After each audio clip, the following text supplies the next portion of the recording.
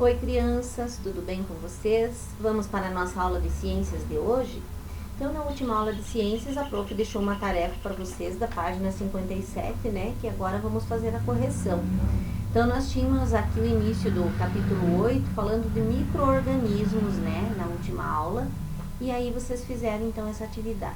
Na questão 1 da página 57 do caderno de atividades, temos lá: os animais e as plantas vivem em vários locais e são reconhecidos pela aparência, pelo tamanho, o que comem, etc. Além deles, existe um grupo de seres vivos que de tão pequenos são invisíveis aos nossos olhos, os micro-organismos. Então aqui diz: reúna as sílabas de mesma cor para descobrir o nome de alguns tipos de micro-organismos. Então aqui de amarelo, nós tínhamos aqui o zo, o to, o a, o pros e orios. Então, formaria aqui protozoários, tá? Que é um tipo de micro-organismo. Na 2, nós tínhamos o azul, que então vai ficar algas. No 3, nós temos o rosa, que então vai ficar bactérias. No 4, nós temos aqui fungos, em verde. Letra B. Relacione o nome dos diferentes tipos de micro-organismos à imagem correspondente, numerando de 1 a 4. Então, nós tínhamos que ver quais os tipos de micro-organismos aqui, certo? Aqui, olhando, então, o 1, o 2, o 3 e o 4, vendo os nomes, nós tínhamos que numerar. Então, continue seguindo as mesmas cores para identificar os micro-organismos. Então, o 1 vai ser os protozoários, o 2 vai ser algas, o 3 vai ser bactérias, o 4 vai ser fungos. Então, aqui, ó, nós temos o 4, que são fungos. O 2 aqui são algas. O 3 aqui são bactérias. O 1 aqui, então, são protozoários. Tá? Confiram lá, bem certinho. Na letra C, dizia para vocês escreverem um pequeno texto informativo sobre a importância dos micro-organismos para a vida na Terra.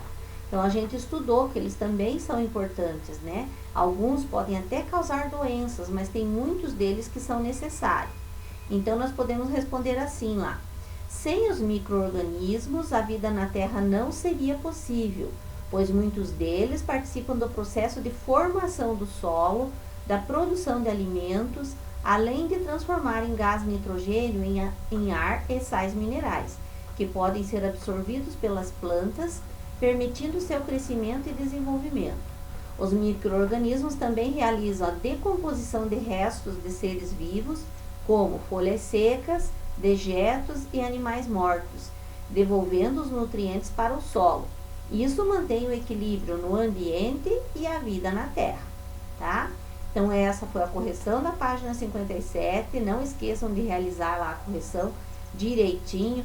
Aqui, se você colocou no textinho partes disso, já tá bom. Não precisa ser exatamente igual, mas contendo aqui as informações, né, que são importantes, então, sobre os micro-organismos, tá? Então, vamos parar aqui. A prof vai lá na apostila, agora a gente vai dar continuidade. Então, pessoal, na última aula a gente parou aqui na página 16, onde falamos então da importância dos micro-organismos, né? De acordo com aquele textinho também que vocês fizeram na tarefa lá, que está aqui no conteúdo que a gente viu na última aula, né? Falando que os micro-organismos também são necessários para a vida, né? Porque eles fazem alguns procedimentos que são importantes, por exemplo, como fazer a decomposição de materiais no solo, né, restos de plantas, restos de animais, né, então tudo isso se torna importante. Muitos deles também participam da formação da atmosfera, liberando o gás oxigênio pela fotossíntese, né, então eles também são importantes. E a gente tem muitas atividades humanas, né, que dependem da presença dos micro-organismos, como na produção dos alimentos.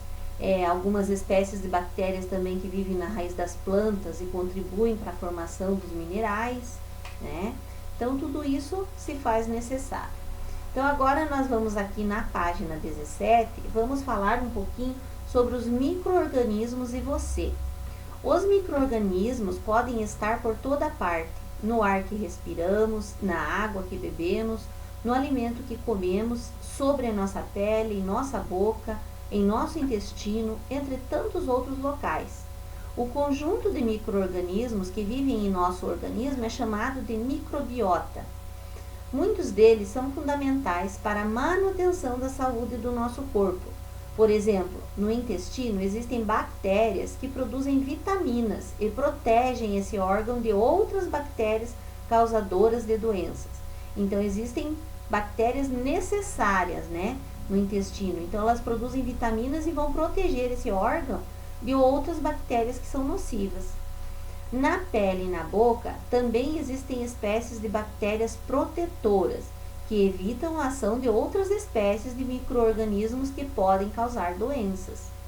A quantidade e a espécie de micro-organismos presentes no nosso corpo humano sofrem variações durante a vida, devido a fatores como o avanço da idade, tipos de alimentos consumidos, hábitos de vida, até mesmo a higiene, a prática de atividades físicas, tipo de roupas utilizadas, uso de medicamentos. Então, tudo isso vai influir, então, nas espécies de micro-organismos.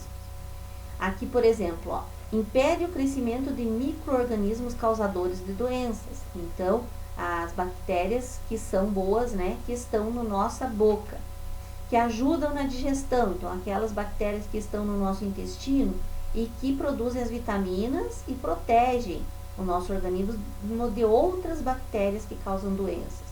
E produzem, então, as vitaminas que está aqui junto, Então, principais funções dos micro-organismos no corpo humano, que está aqui.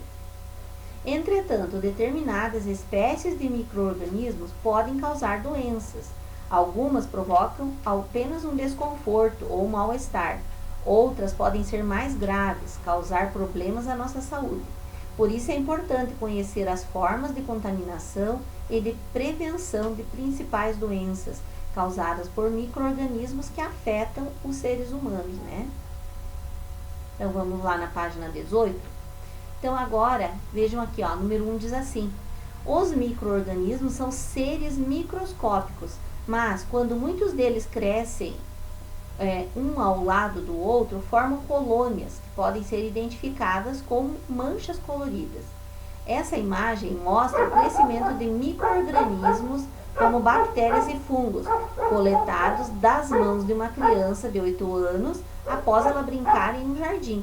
Observe e responda as questões. Então, vejam aqui, todas essas manchas aqui, são micro-organismos que estão na mão de uma criança que estava brincando em um jardim. Então, na letra A diz assim: pelas cores e tipo de colônias presentes na imagem, é possível dizer que existam micro-organismos variados nas mãos da criança, ou eram todos iguais? O que vocês acham aí que vai ser a resposta?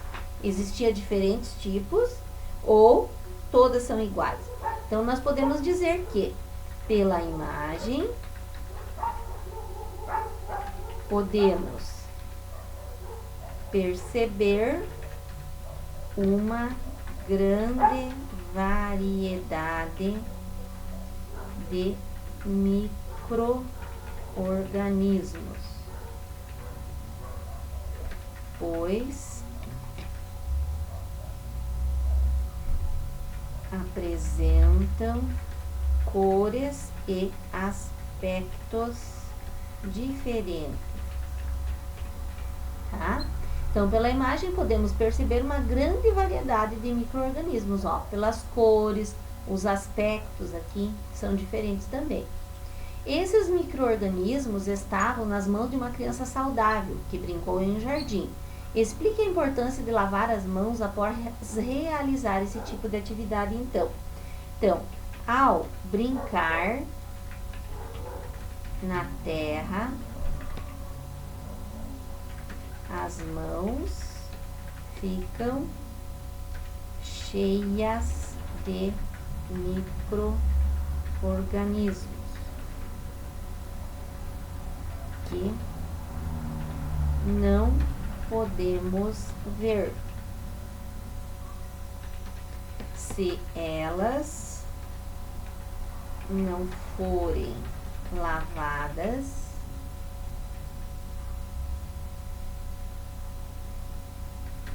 podem ser ingeridas e causar doenças. Então, eu resumi um pouquinho aqui para vocês.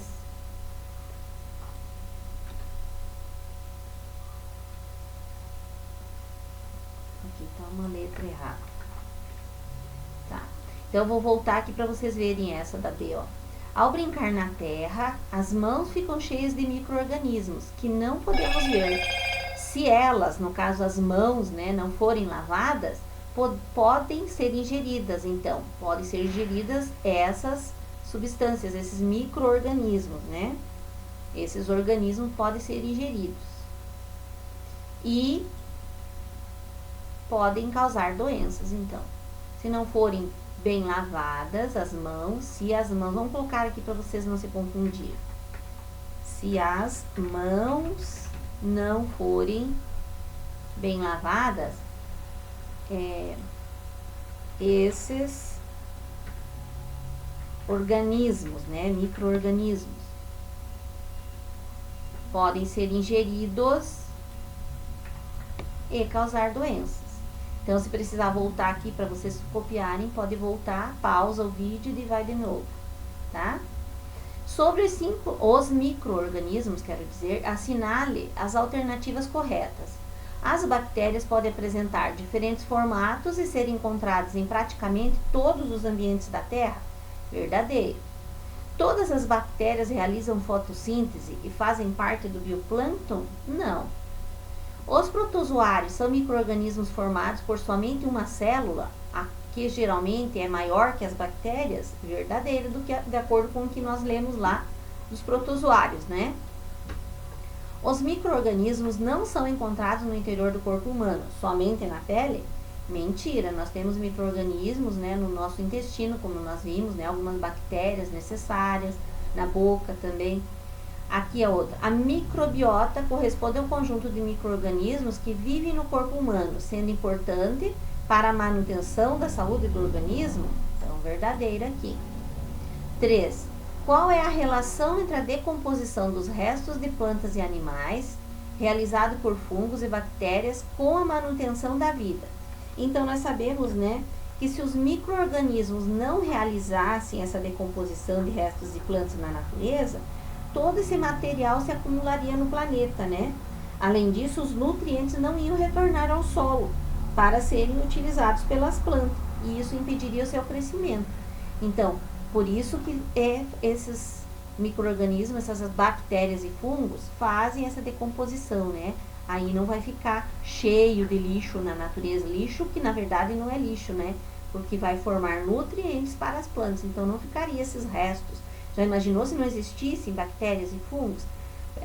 Um ser vivo morria, uma planta, um animal ia ficar lá. Até hoje nós teríamos, quem sabe, até os dinossauros ali ainda, né? No nosso jardim, no nosso quintal, não teria lugar para mais nada, né? Então, é importante a decomposição desses materiais pelos micro-organismos. Então, se os micro-organismos não realizassem a decomposição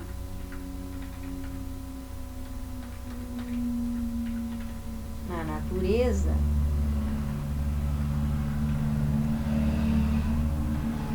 todo esse material se acumularia.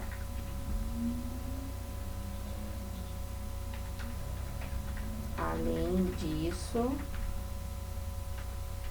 não retornariam ao solo. Vai ser daqui. Não retornariam ao solo para ser utilizado pelas plantas, impedindo seu crescimento. Então, não haveria nutrientes, né, necessários para as plantas aí. Então, vejam lá. Vou voltar aqui, vocês pausam para fazer a correção. Se os micro-organismos não realizassem a decomposição na natureza, todo esse material se acumularia. Além disso, não retornariam ao solo para ser utilizado pelas plantas, impedindo seu crescimento. Então, todo ser vivo, toda planta animal que morre, vai se transformar em nutrientes no solo para as novas plantas, né, poderem crescer e virarem também alimentos para os próximos animais que vão existir. Então, tudo isso se faz necessário, certo? Então, paramos com nossa aula de ciências por aqui. Na próxima aula a gente continua, né? Até lá, então.